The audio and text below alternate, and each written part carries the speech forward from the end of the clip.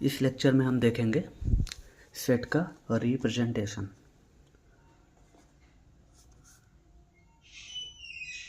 Set representation of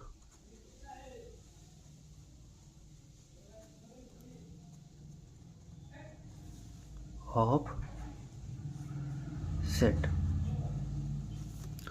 अगर हमारे पास कोई सेट है तो उसको मैथमेटिकली कैसे लिखते हैं।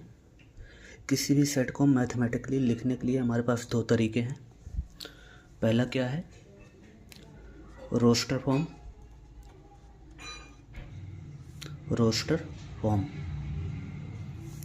दूसरा तरीका क्या है, set builder form.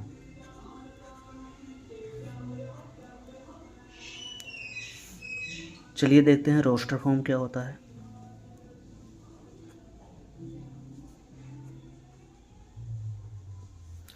Roster form में हम सेट को कैसे लिखते हैं, और रोस्टर फॉर्म में हम क्या करते हैं, हमारे सेट के लिए जितने भी एलिमेंट्स हैं उन सारे एलिमेंट्स को एग्जैक्टली कर्ली ब्रैकेट के अंदर लिख लेते हैं। वही हमारा रोस्टर फॉर्म होता है। रोस्टर फॉर्म में हम क्या करते हैं, हमारे सेट के लिए जितने भी एलिमेंट्स हैं उनको कर्ली ब्रैकेट के अंदर लिख लेते हैं। वही क्या होता है, हमारा रोस्टर फॉर्म होता है सेट का। हमारे पास एक सेट है, A is a set of natural number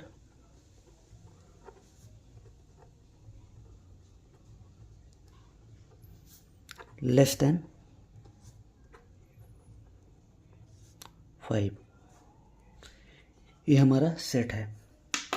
क्या दिया है हमें, A is a set of natural numbers less than 5। यहाँ पे हमें डोमेन दिया है। डोमेन क्या है, नेचुरल नंबर्स। कंडीशन क्या है हमारा, प्रिसाइज डिफाइनिंग कंडीशन क्या है, लेस देन 5। तो हमारा सेट, इस सेट को हम रोस्टर फॉर्म में कैसे लिखेंगे। रोस्टर फॉर्म क्या होता है, हमारे सेट के लिए जितने भी एलिमेंट्स हैं हम उनको कर्ली ब्रैकेट के अंदर एग्जैक्टली लिख लेते हैं। वही हमारा होता है रोस्टर फॉर्म। इस सेट के लिए कौन से नेचुरल नंबर्स आएंगे, जो 5 से छोटे होंगे। तो 1 2 3 4। देखिए ए के लिए हमारे कितने एलिमेंट्स थे, 4 एलिमेंट्स है। चारों एलिमेंट्स को हमने कर्ली ब्रैकेट के अंदर एग्जैक्टली लिख लिया। ये हमारा क्या हो गया, रोस्टर फॉर्म हो गया। इस सेट के ये रोस्टर फॉर्म हो गया। एक और एग्जांपल लेते हैं, A is a set of even natural number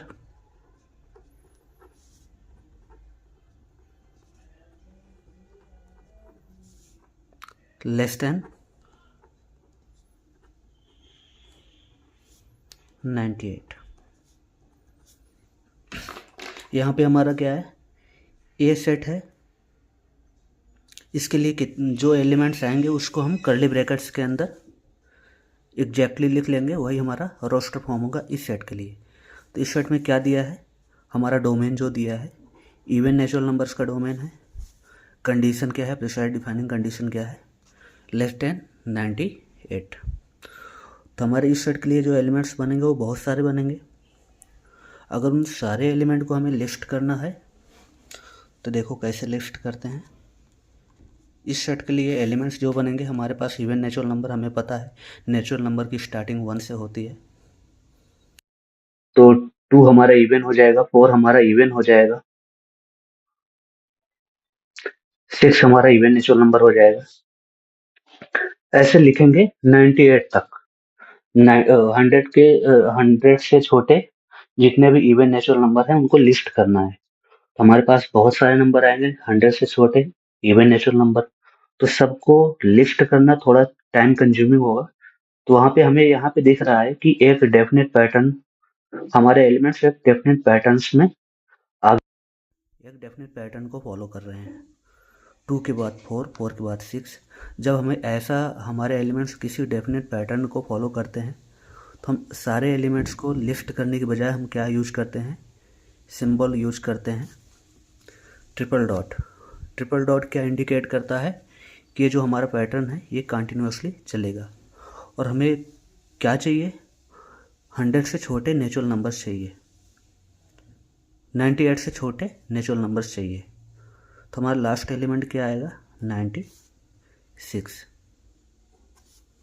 यहाँ पे देखो हमारे पास नंबर ऑफ एलिमेंट्स ज़्यादा थे, बट उनको अगर लिस्ट करना है तो हम एक नोटेशन के यूज किए, ट्रिपल डॉट, जिसको हम क्या बोलते हैं, एलिप्सिस बोलते हैं।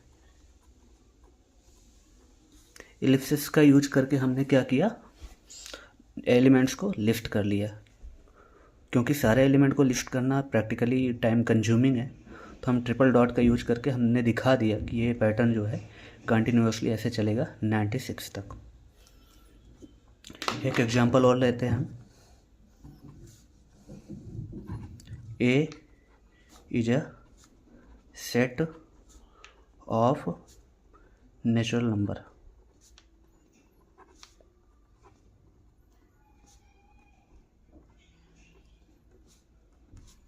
अब क्या कह रहा है इस क्वेश्चन में, ए क्या है, इवन नंबर्स का, नेचुरल नंबर्स का सेट है। हमें पता है कि हमारे पास नेचुरल नंबर्स बहुत सारे होते हैं, infinite number of natural numbers होते हैं। तो उन सारे नेचुरल नंबर्स को हम लिस्ट करेंगे। 1 से स्टार्ट होता है, 2, 3, 4। हमें यहाँ पे भी दिख रहा है कि हमारे एलिमेंट्स जो हैं वो किसी डेफिनेट पैटर्न को फॉलो कर रहे हैं। तो सारे एलिमेंट को लिस्ट करना तो प्रैक्टिकली पॉसिबल नहीं है, तो हम यहाँ पे इलिप्सिस का यूज करेंगे, ट्रिपल डॉट का यूज करेंगे इंडिकेट करने के लिए कि ये हमारा पैटर्न जो है ये ऐसे ही चलेगा। हमारे पास लास्ट एलिमेंट हमें नहीं पता है, तो यहाँ पे लास्ट एलिमेंट नहीं लिखेंगे। तो ये इंडिकेशन क्या दे रहा है कि ये पैटर्न ऐसे ही चलेगा कंटिन्यू इनफाइनाइट तक। अगर हमारे पास लास्ट एलिमेंट हमें पता होगा तो वहाँ पे भी एलिप्सिस का यूज करके हम दिखा देंगे कि हमारा पैटर्न ऐसे ही चलेगा 96 तक। यहाँ पे हमें नेचुरल नंबर के केस में हमारा एंडिंग एलिमेंट नहीं पता है, क्योंकि infinite number of natural number होते हैं। तो हम ट्रिपल डॉट का सिर्फ यूज करेंगे जहाँ पे ये इंडिकेट कर रहा होगा कि हमारा पैटर्न कंटिन्यूसली इनफाइनाइट तक चलेगा। तो ये जो हम रिप्रेजेंटेशन देख रहे हैं ये क्या हो जाएगा, रोस्टर फॉर्म हो जाएगा। इसी को क्या बोलते हैं, रोस्टर फॉर्म बोलते हैं। रोस्टर फॉर्म में हम क्या कर रहे होते हैं, जो हमारे सेट के लिए जो भी एलिमेंट्स हैं उनको हम एग्जैक्टली कर्ली ब्रैकेट के अंदर लिस्ट कर रहे होते हैं। हमारे सेट के लिए जो भी एलिमेंट्स हमें मिलते हैं उन सारे एलिमेंट्स को हम क्या करते हैं, कर्ली ब्रैकेट के अंदर लिस्ट कर रहे होते हैं। अब क्वेश्चन क्या आता है कि क्या हम सारे सेट को, किसी भी सेट को हम रोस्टर फॉर्म में लिख सकते हैं, मैथमेटिकली किसी भी सेट को हम क्या रोस्टर फॉर्म में लिख सकते हैं। तो उसके लिए एक एग्जांपल लेते हैं। A is a set of rational number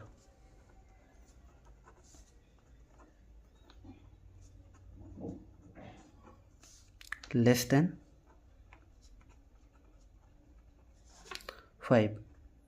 हमें 5 से छोटे रेशनल नंबर्स का सेट बनाना है, रोस्टर फॉर्म में लिखना है। ए क्या है, 5 से छोटे रेशनल नंबर का सेट है। हम देखते हैं क्या इसको हम रोस्टर फॉर्म में लिख पाएंगे। हम अभी यहाँ पे स्टार्टिंग में यहाँ से यहाँ तक देख रहे हैं कि हमें स्टार्टिंग पॉइंट भी पता है, स्टार्टिंग एलिमेंट भी पता है, एंडिंग भी पता है। स्टार्टिंग भी पता है, एंडिंग भी पता है यहाँ पे। और हमें पैटर्न भी पता है कि हमारे जो एलिमेंट्स हैं, हमारे नंबर ऑफ़ एलिमेंट्स ज़्यादा थे, तो यहाँ पे एक सारे एलिमेंट एक पैटर्न फॉलो कर रहे थे, तब हम एलिप्सिस का यूज करके उसको रोस्टर फॉर्म में लिख पाए हैं। यहाँ भी हमारे पास नंबर ऑफ़ एलिमेंट बहुत ज़्यादा है, इनफाइनाइट नंबर ऑफ़ एलिमेंट्स हैं, बट उनको भी हम रोस्टर फॉर्म में लिख पाए हैं। क्यों लिख पाए हैं, क्योंकि हमारे सारे एलिमेंट्स जो हैं एक डेफिनेट पैटर्न को फॉलो कर रहे हैं। हमारे रेशनल नंबर के केस में क्या होता है, हमारे रेशनल नंबर जो है, रेशनल नंबर का हमें पता है, हम लोगों को पता है कि m/m रेशनल नंबर क्या होते हैं, रेशनल नंबर्स क्या होते हैं,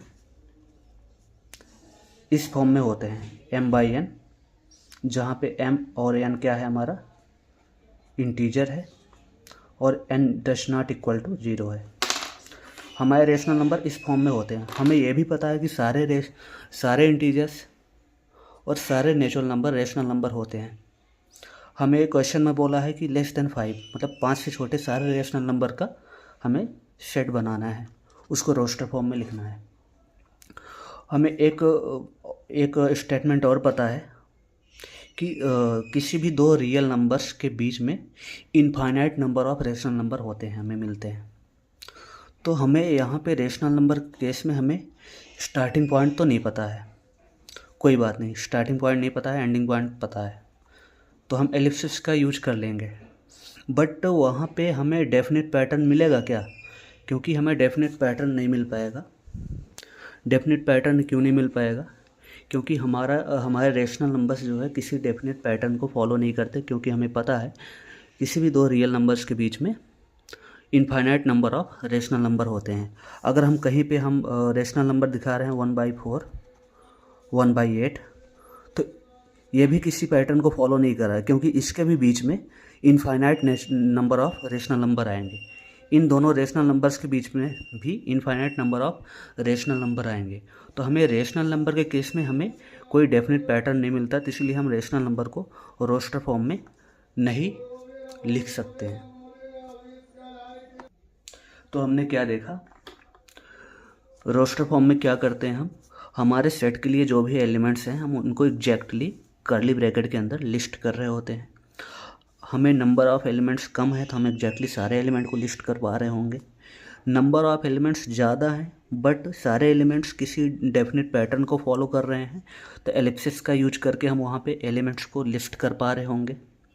number of elements infinite number of elements हैं बट सारे एलिमेंट एक किसी डेफिनेट पैटर्न में आगे बढ़ रहे हैं, किसी डेफिनेट पैटर्न को फॉलो कर रहे हैं, तो वहाँ भी हम एलिप्सिस का यूज करके लिख पा रहे होंगे।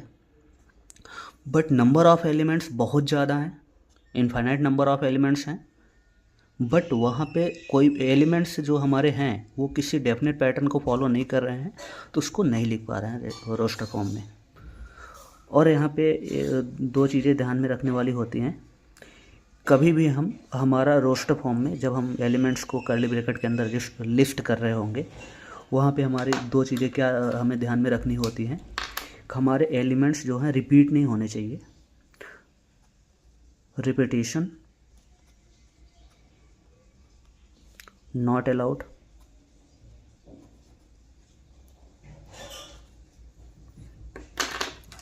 और क्या हमें रोस्टर फॉर्म जब भी हम एलिमेंट को लिस्ट कर रहे होंगे तो और क्या एक बात ध्यान रखने वाली होती है, order does not matter.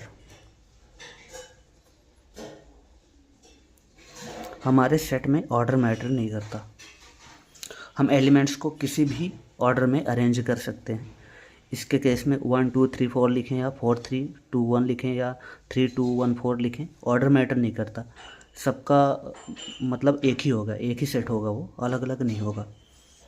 But order कहीं कहीं पे मैटर करेगा जब हम रोस्टर फॉर्म में किसी लार्ज नंबर ऑफ एलिमेंट्स के सेट को हम अगर रोस्टर फॉर्म में लिस्ट कर रहे हैं, तो वहाँ पे जबकि हमें क्या दिखाना है, पैटर्न दिखाना है, तो वहाँ पे ऑर्डर मैटर करेगा। चाहे हम डिसेंडिंग ऑर्डर में दिखा दें चाहे असेंडिंग ऑर्डर में दिखा दें, वहाँ पे मैटर करता है। बट ये कोई ऐसा नहीं, बाउंड ऐसा नहीं कि हमें ऑर्डर फॉलो करना ही है सेट के केस में। अगर हम यहाँ पे हमारे पास कैपेसिटी है, हम सारे एलिमेंट को लिस्ट कर पाएंगे, तो हम ऑर्डर फॉलो नहीं करेंगे। अगर हमें दिखाना है कि इसको रोस्टर फॉर्म में हमें लिस्ट करना ही है, तो हम ऑर्डर को फॉलो करेंगे। डेफिनेट पैटर्न दिखाने के लिए एक ऑर्डर में एलिमेंट्स को लिखेंगे ताकि हम ईजिली उनको रोस्टर फॉर्म में लिख पाएँ। सेम केस ये भी है। रेशनल नंबर के केस में हम रेशनल नंबर को रोस्टर फॉर्म में नहीं लिख सकते हैं, क्योंकि उसमें हमारे एलिमेंट्स जो हैं किसी डेफिनेट पैटर्न को फॉलो नहीं करते हैं। तो रोस्टर फॉर्म कब हमें लिखना ज़्यादा इजी है, कब लिखना बेस्ट है, हमारे पास जो सेट होंगे वो उनमें नंबर ऑफ़ एलिमेंट्स अगर कम है तब हम रोस्टर फॉर्म यूज कर सकते हैं, ईजिली यूज कर सकते हैं, बेस्ट होता है यूज करना। नंबर ऑफ़ एलिमेंट्स बहुत ज़्यादा हैं बट हमारे एलिमेंट्स जो हैं वो किसी डेफिनेट पैटर्न को फॉलो कर रहे हैं, तो हम वहाँ पे रोस्टर फॉर्म का यूज कर लेते हैं, लिख सकते हैं। Number of elements infinite number of elements हैं, फिर वही बात कि डेफिनेट पैटर्न को फॉलो कर रहे हैं, तो वहाँ पे हम रोस्टर फॉर्म में लिख सकते हैं।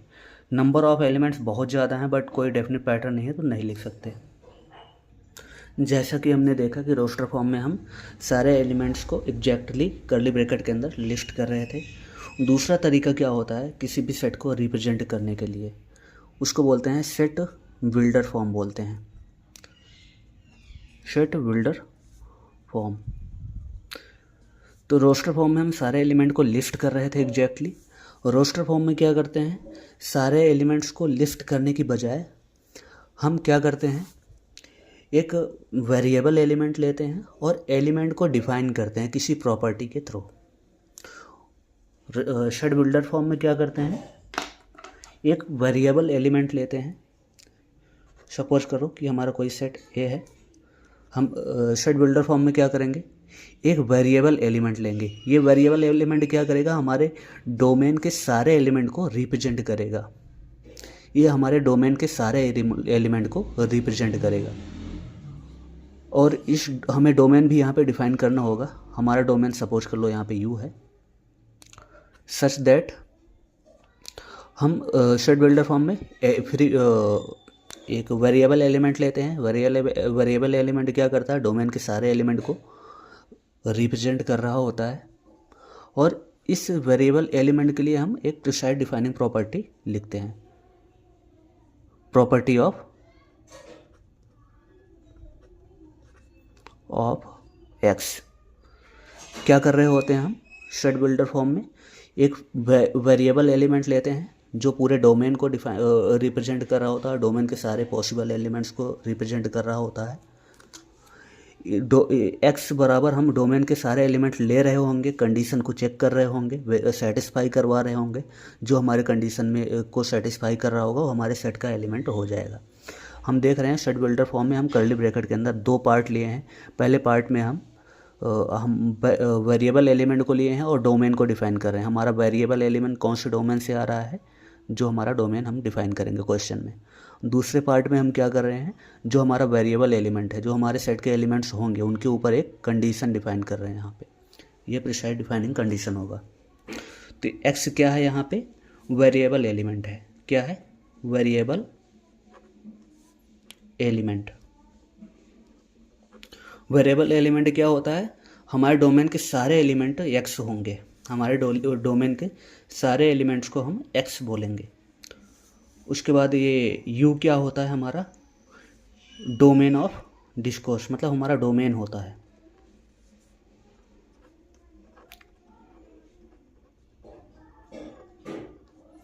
यहाँ पे ये सिंबल क्या है, कभी कभी ये यूज करते हैं या कभी कभी हम कोलन यूज करते हैं।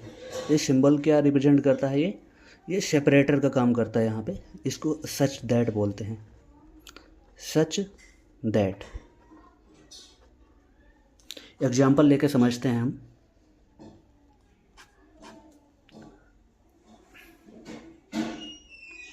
हमारे पास कोई सेट है, एग्जाम्पल लेके देखते हैं।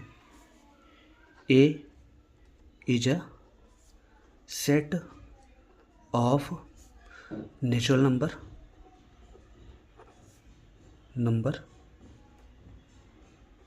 Less than 5। 5 से छोटे नेचुरल नंबर का सेट है। इसको हमें क्या करना है, सेट बिल्डर फॉर्म में रिप्रेजेंट करना है। हमने सेट बिल्डर फॉर्म में क्या देखा, एक वेरिएबल एलिमेंट लेंगे जो क्या रिप्रेजेंट कर रहा होगा, हमारे डोमेन को रिप्रेजेंट कर रहा होगा, डोमेन के सारे एलिमेंट को रिप्रेजेंट कर रहा होगा। तो यहाँ हमारे इस क्वेश्चन में डोमेन क्या है, नेचुरल नंबर है। नेचुरल नंबर के लिए हम कौन सा सिंबल कौन से सिंबल से इसको डिनोट करते हैं, कैपिटल एन से डिनोट करते हैं। नेचुरल नंबर के सेट को हम कैपिटल एन से डिनोट करते हैं। तो एक्स हमारा वेरिएबल एलिमेंट होगा। ये वेरिएबल एलिमेंट इस डोमेन से आ रहा है, इसको हम कैसे लिखेंगे, मेंबरशिप का नोटेशन यूज करके, सिंबल यूज करके सच दैट लगाएंगे। हमारा डिफाइनिंग कंडीशन क्या है, इस वेरिएबल एलिमेंट के लिए डिफाइनिंग कंडीशन है लेस देन 5। मतलब एक्स हमारा एन का वो सारा एलिमेंट एक्स होगा जो इस कंडीशन को फॉलो कर रहा होगा। तो मतलब एक्स हमारा क्या होना चाहिए, लेस देन 5 होना चाहिए। क्या होना चाहिए, लेस देन 5 होना चाहिए। हमने एक्स को क्या बोल दिया, एक्स जो है वो सारे नेचुरल नंबर हैं यहाँ पे क्या बोल दिया कि जो 5 से छोटे हैं, मतलब इस सेट में हमारे कितने कौन से एलिमेंट आएंगे, वो सारे नेचुरल नंबर आएंगे जो x से और जो 5 से छोटे हैं।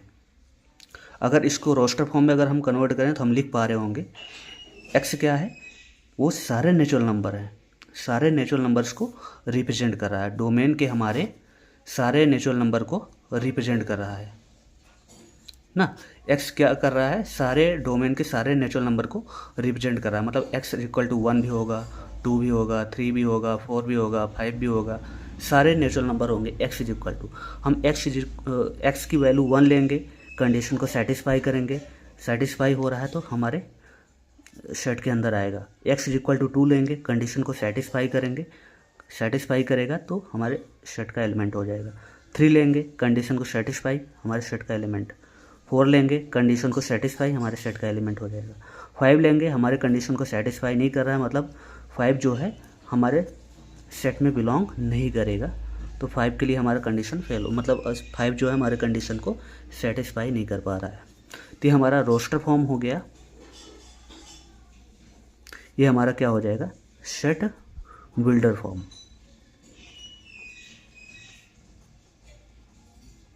यहाँ पे वेरिएबल एलिमेंट बहुत ज़रूरी है समझना। वेरिएबल एलिमेंट क्या होते हैं, हमारे डोमेन के सारे एलिमेंट्स, हमारे वेरिएबल एलिमेंट क्या करता है, हमारे डोमेन के सारे एलिमेंट को रिप्रेजेंट कर रहा होता है। हम डोमेन के सारे एलिमेंट को चेक करते हैं कंडीशन पे, जो हमारे कंडीशन को सेटिस्फाई करेगा वो हमारे सेट का एलिमेंट हो जाएगा।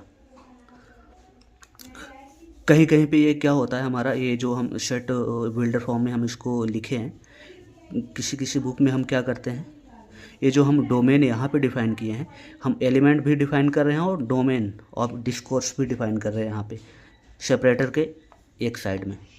बट किसी किसी बुक में होता है कि हम वेरिएबल एलिमेंट को एक साइड लिखते हैं और ये हमारा डोमेन को हम दूसरे साइड जो है दिखा रहे होते हैं।